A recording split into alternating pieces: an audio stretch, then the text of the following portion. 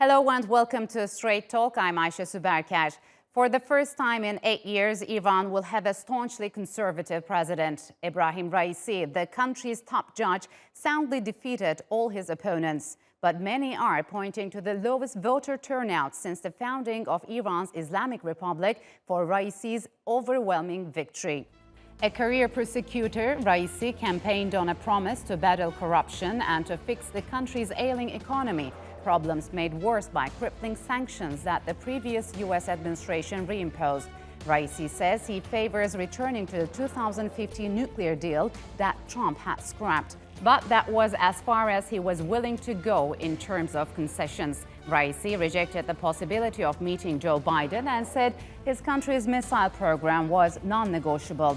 The world is already reacting to that hardline stance, with Israel's own newly elected prime minister warning that Raisi's victory was a wake-up call for the world.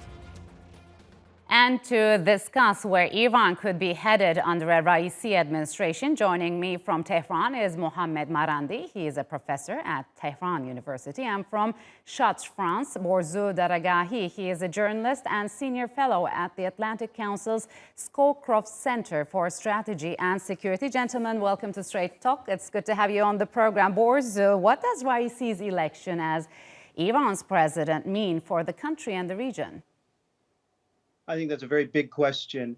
I think that it will mean in the short term a much more consolidated Iranian leadership with even less of the factional infighting that had bedeviled the regime for in recent years. It had calmed down actually in more recent years. I think it'll prompt a shift in dynamics. You had a situation over the last few years where the so-called deep state in Iran, the military forces, the intelligence services would do provocative things that would cost Iran politically, diplomatically, economically. And then when the bills came due, they would point to the government of the moderate Hassan Rouhani and say, why didn't you fix this problem? Mm-hmm. Now you won't have that dynamic in place anymore. It remains to be seen what it means for the region. I think that the government is going to continue to be cautious at first under Raisi, but I also think that in the run-up to this race, in the failures of the Trump administration to use maximum pressure to rein in Iran, the failure of the coronavirus pandemic to really hurt the upper echelons of the government, the ability of Iran to weather the tough sanctions that it has suffered, et cetera. It will create a more bold Iran. So would you agree, Mohammed, with Raisi's presidency signal a break, for example, from the reform agenda headed by Rouhani and Zarif? And what does his presidency mean for the inner dynamics of the country? I don't believe in these deep state conspiracy theories, but what I do think is happening is that under Mr. Raisi, Iran will probably be tilting towards the global south and the East Asia, China, Central Asia, Russia, and the non-aligned countries in the non-aligned movement. Mm-hmm. And it will no longer be waiting upon the United States or the Europeans. Not that Mr. Raisi will be opposing the nuclear deal or the JCPOA, but I think he's sending a message that we're going to move on. If the Americans want to abide by the deal, fine. If they don't, we're no longer going to wait for them. Are we likely to see a more assertive Iran in negotiating with Western countries?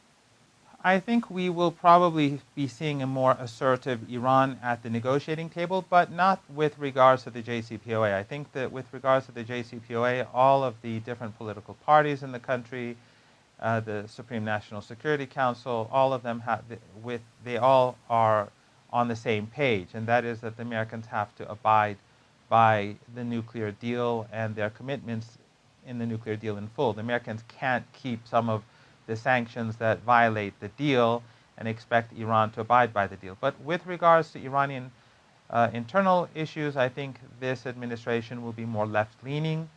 The previous administration was more liberal. They supported market forces and capitalism more so than I think the next administration.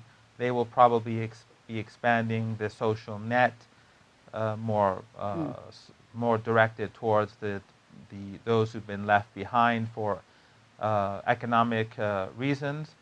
And so I think that the tilt will be both international as well as local, internationally to the non-Western world, locally towards the left. So, Borzou, why do you think the voter turnout was at its lowest level in Islamic Republic's history?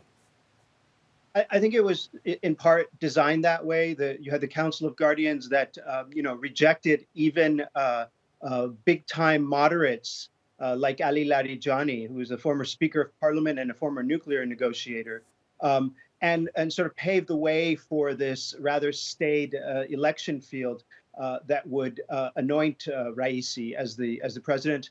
But there was also a boycott campaign from abroad, inside the country. I think that by not voting in record numbers, there was also a message of dissatisfaction from many segments of society. And I think that should be a cause for concern for the government. But again, there's this arrogance. There's this, spirit of having weathered one of the most tough periods in the country's history and come out stronger. Trump is gone. Netanyahu is gone. And their policies didn't work. And so I think there's a certain triumphalism, and there's a history of that in the Islamic Republic with officials going for overreach.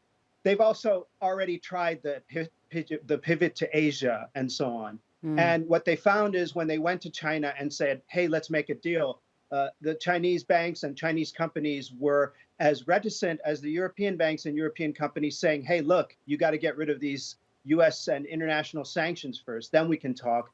And so I think that there's no easy, as Dr. Marandi was saying, yes, there is an attempt to try to pivot, but I think there's no easy pivot there. It's not as simple as saying, okay, we're here in Beijing, let's make a deal. They're going to be worried about those sanctions as well. Mohammed, would you agree? And how could prospects of cooperation between Tehran and Washington's allies will be impacted moving forward?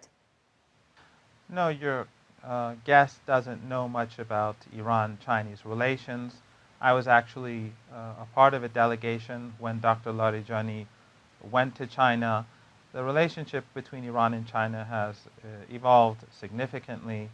The Chinese have been restricted because of the sanctions, but it's not an Iranian initiative. In fact, the Chinese are just as insistent in improving relations as Iran, especially since U.S. pressure on China has increased, and the same is true with Russia. With regards to the election turnout, I think it's a bit rich for Western governments or Western media to focus on a 49% turnout in Iran when just a couple of days ago in France we had a record low turnout with 32% in the regional elections, which are key elections, and 80% of the youth didn't participate there. So no one in the West talks about the illegitimacy of the regime in France or anything like that. So in Iran, we have a country which is facing maximum pressure, and the United States is trying to undermine it through sanctions, and its allies, of course, alongside it. And you have a huge Persian media, Western-funded, Saudi-funded Persian media that is constantly trying to demoralize the country and carrying out psychological warfare against Iranians. So when you take and also you have a pandemic. According to polls, between 10 to 12% of Iranians said they wouldn't vote because of the pandemic. And the pandemic in Iran has been particularly severe because the United States has imposed sanctions on Iran. Iran wasn't able to import vaccines. Even companies that are now developing the Iranian vaccine, they've been sanctioned by the United States. And early on when the pandemic hit, Iran was prevented from importing masks, ventilators, as well as test kits. So the Iranians have had a particularly tough time fighting the virus. And finally, yes, I think it's, one narrative that we constantly hear in the West is that Iran is weak, Iran is declining. But I think that after over 4 decades of this sort of talk, Western countries should come to their senses and recognize that Iran is a strong country. It is going through a difficult phase because of the global economic crisis, because of the sanctions, and because of the pandemic. But the Iranians will move forward, and we'll see in a couple of years' time, we'll still be having these same debates about Iran's future.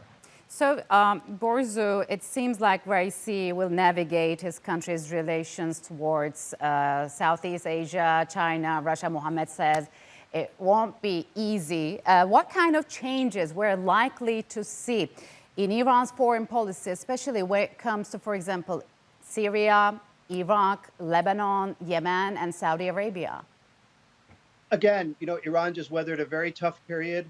The people who groomed Raisi, who basically came to him in 2016, Qasem Soleimani and Mohammad Ali Jafari, the people who've been kind of raising him and elevating him from the Revolutionary Guard and the deep state, which is a factor in Iran, they're going to be much more empowered now. And I have a feeling that after a period of caution in the first few months of the Raisi administration, they're going to be much more assertive. They're going to be much more assertive in places like Iraq, places like Syria, places like Afghanistan, where they have a very, very deep vested interest in both maintaining some semblance of stability in terms of the Ashraf Ghani government, as well as maintaining strong ties with the Taliban in case they win.